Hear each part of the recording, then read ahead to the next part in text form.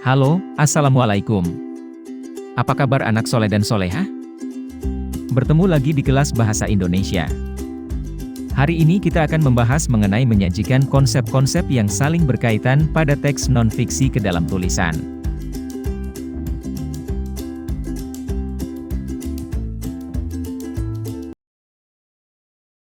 Assalamualaikum warahmatullahi wabarakatuh. Apa kabar anak-anak pada hari ini? Tetap semangat ya dalam belajar.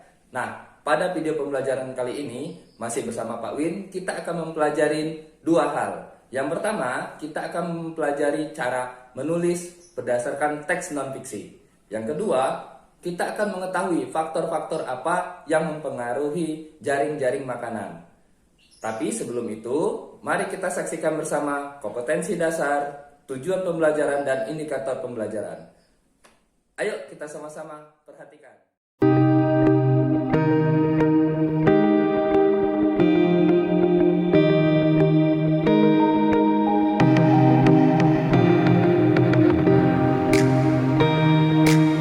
Untuk kompetensi pengetahuan terdapat pada KD 3.7 yakni menguraikan konsep-konsep yang saling berkaitan pada teks non-fiksi.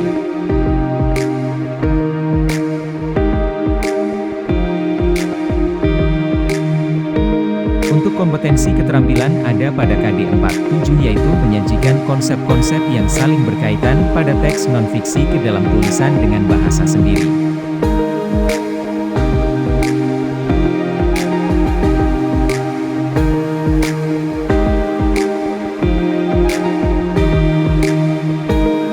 Indikator capaian pembelajaran hari ini adalah, siswa dapat menyajikan konsep-konsep yang saling berkaitan pada teks non-fiksi ke dalam tulisan dengan bahasanya sendiri dengan benar.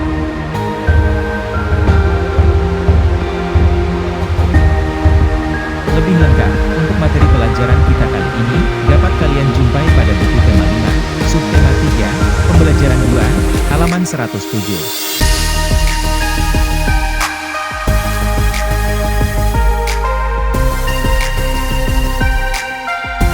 Ayo berdiskusi.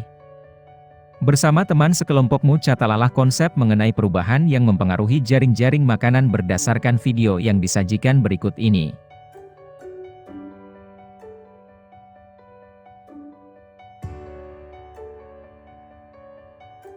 Alam akan senantiasa berubah. Setiap makhluk hidup di alam juga akan berubah. Tanpa disadari, perubahan pada satu bagian dari sebuah jaring-jaring makanan akan mengubah bagian yang lain.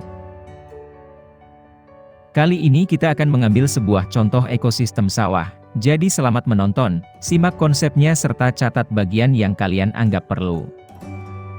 Pada ekosistem sawah. Pada musim hujan, ketika tumbuhan tumbuh subur, tanaman padi pun ikut tumbuh subur.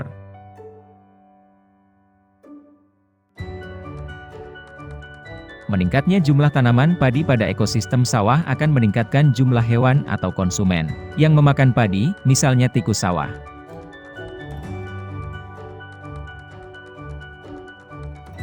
Peningkatan jumlah tikus sawah akan meningkatkan jumlah salah satu hewan pemangsanya, yaitu ular sawah.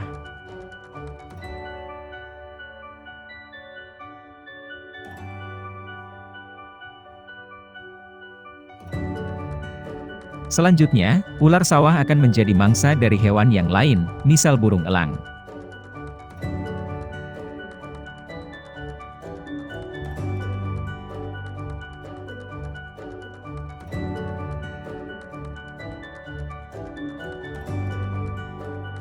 Ayo berdiskusi dengan teman sekelompokmu. Bagaimanakah pendapatmu mengenai populasi burung elang saat panen tiba? Bertambah banyak atau malah menurun? Bertukar pendapatlah kepada teman sekelompokmu. Lalu catatlah masing-masing pendapat tersebut. Perlu kalian pahami, rantai makanan sebagai bagian jaring-jaring makanan pada sebuah ekosistem tidak akan terputus selama semua bagian dari rantai tersebut tetap berperan. Rantai makanan di sawah akan terus terbentuk selama makhluk hidup penyusunnya ada. Keseimbangan baik sisi produsen, konsumen 1, 2 dan seterusnya.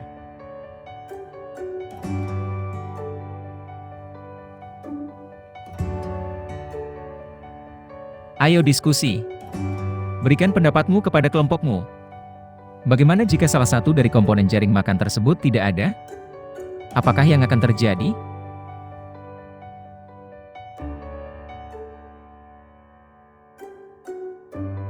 Sebagai contoh tikus, selaku konsumen pertama dalam ekosistem sawah hilang atau tidak ada dalam komponen jaring-jaring makanan tersebut. Apakah yang akan terjadi?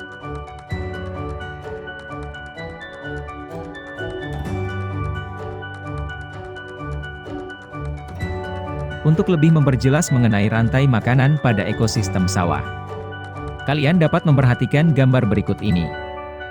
Tulislah pendapatmu kemudian sampaikan kepada teman sekelompokmu mengenai akibat hilangnya salah satu komponen dalam sebuah jaring-jaring makanan. Jangan lupa catatlah pendapat yang dikemukakan oleh teman-temanmu.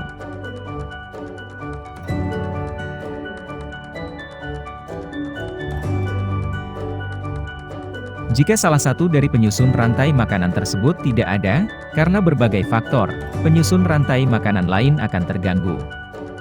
Rantai makanan yang terganggu dapat berakibat merugikan bagi manusia itu sendiri. Sebagai contoh, ular sawah yang seharusnya memangsa tikus sawah ternyata memangsa hewan lain, misal anak ayam yang dipelihara manusia. Jika salah satu rantai makanan terganggu, jaring-jaring makanan pun akan terganggu.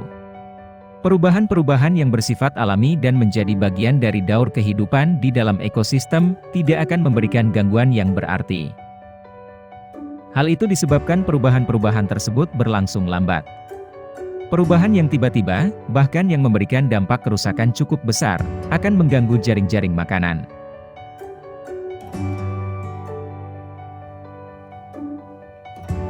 Berikut ini perubahan-perubahan yang memberikan dampak terbesar dalam keseimbangan ekosistem terkhusus jaring-jaring makanan.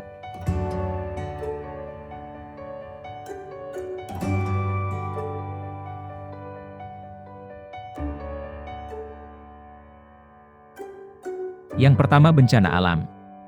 Seperti banjir, gempa bumi, tsunami maupun gunung meletus.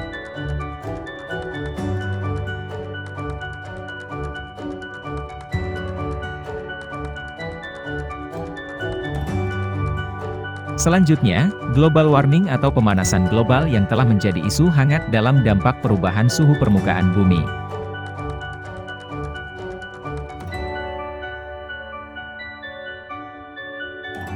Lebih lanjut, kebakaran hutan.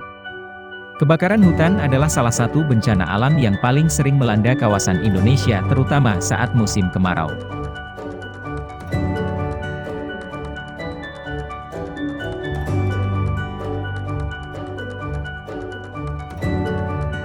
Selanjutnya, pencemaran lingkungan.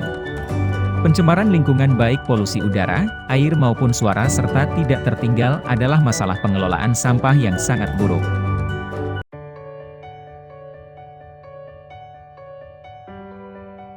Ayo bertukar pendapat. Menurutmu langkah apa yang dapat kamu lakukan untuk menjaga keseimbangan ekosistem terutama dalam jaring-jaring makanan pada lingkungan sekitarmu? Berikan pendapat dan catatlah masing-masing pendapat dari teman sekelompokmu.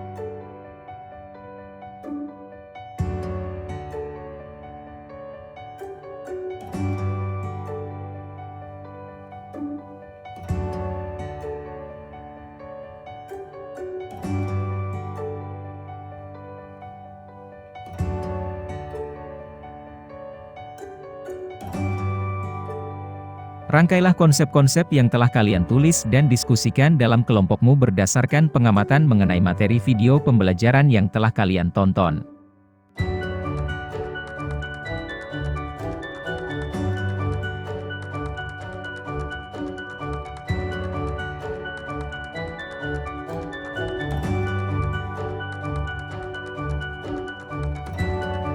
Ayo menulis.